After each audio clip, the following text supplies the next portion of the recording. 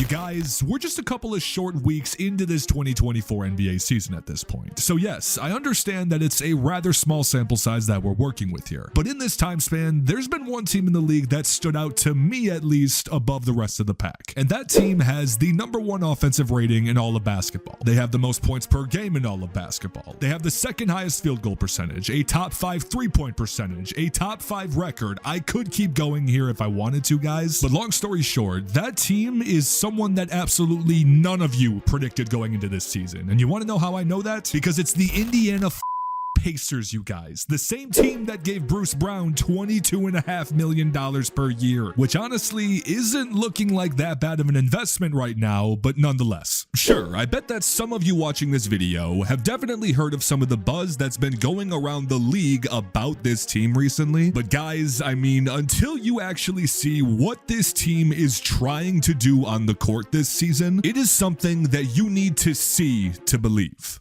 But before we get into that, today's video is brought to you by our friends at Raycon. Ladies and gentlemen, I mean, I feel pretty confident in saying this, but premium audio and high quality earbuds at this point, at least for everything that I typically do in a day, yeah, it's pretty much a necessity. And honestly, I didn't know what premium was until I got my hands on Raycon. Because over the past few years, Raycon has continued to build their reputation as one of the most prestigious electronic brands on the market. And whether it be popular products like their extremely comfortable everyday earbuds and headphones, or even their brand new lines they've introduced of home and power tech products, it goes without saying that Raycon has high-rated holiday gift options for just about anyone. But what's even better about Raycon is that they do so at an affordable price. And with their early Black Friday sale already underway, you can get anywhere from 20 to 50% off site-wide at buyraycon.com/hoopsdigest, which will be linked in the description down below. So again, guys, be sure to check out the link down below and get your hands on the reliable and accessible premium quality earbuds at Raycon.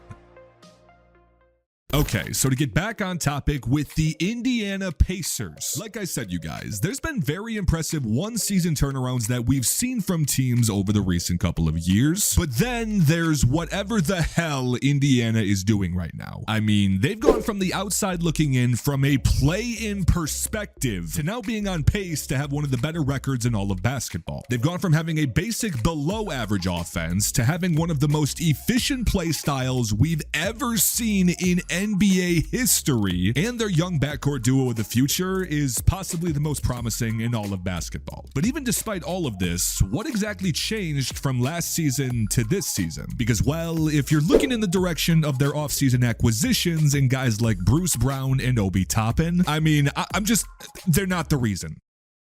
Now, if you want a simple breakdown for one of the most impressive offensive transformations that we've seen in recent years in modern day basketball, I can do it in 3 words: pace of play. That is it. Because Indiana this season, they aren't just operating at the highest pace of any team across the entire league. They are on pace, you get it, to be playing at the fastest transition rate of basketball we have ever seen at the professional level. And I mean, when you take all major factors into consideration with this team, it's a style of offense that very few across the league can actually use this effectively. Because age-wise, they have one of the most inexperienced rosters in the entire league. On the contrary, though, they also have one of the best playmakers and facilitators in the game to operate this style of play. And if you somehow disagree with that, I guess I'll just let the film do the talking in this video.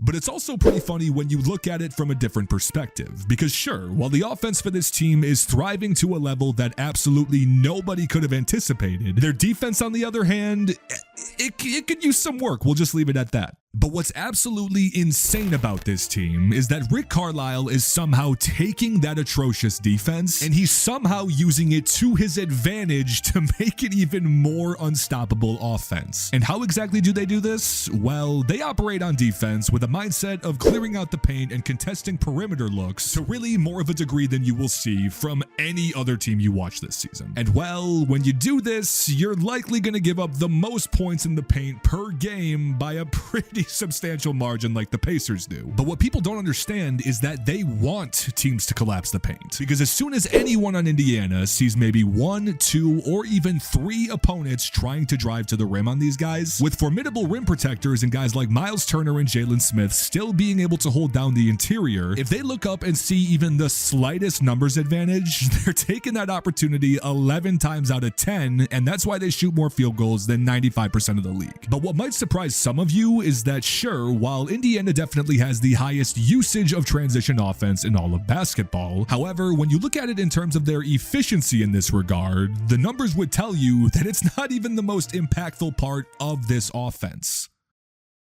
Now guys, I didn't check the history on this, but I'm not sure when the last time was that we saw a team like the Indiana Pacers possess both a top 5 transition offense and a top 5 half-court offense. But regardless of when the last time was that we saw a team do this, it is a beautiful thing to watch.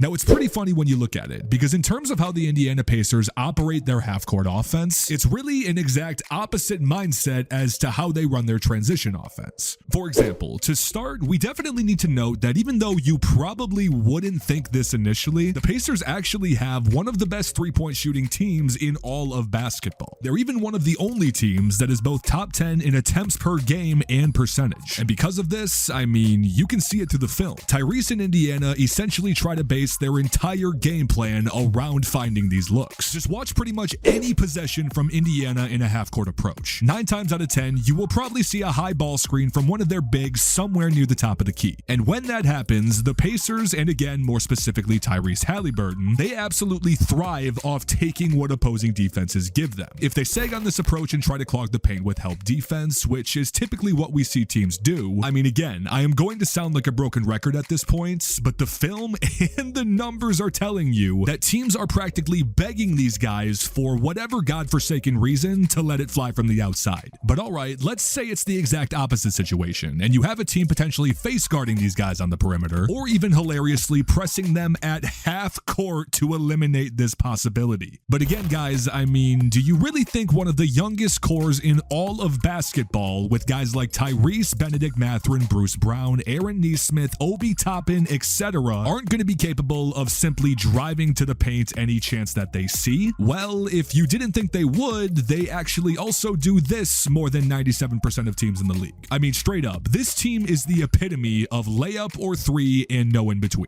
And sure, that type of mindset in modern day basketball is anything but uncommon. But when you have the luxury of running 5 guys on the court at the same time who all shoot north of 35% from deep, an offense as a whole that has already shown their versatility in terms of ways to attack, and not to mention the guy with the best assist to turnover ratio in basketball running the show, sure, you can assume that this offense is eventually going to die down back to normalcy, but from what we've seen so far, I don't think that's the case, and I'm extremely curious to hear what you guys have to think. So let me know in the comments, what has surprised you the most about this team this season, and if you had to, predict what their record will be heading into the playoffs. So once again, thank you guys so much for watching. I appreciate y'all more than anything, and I will see you guys in the next video.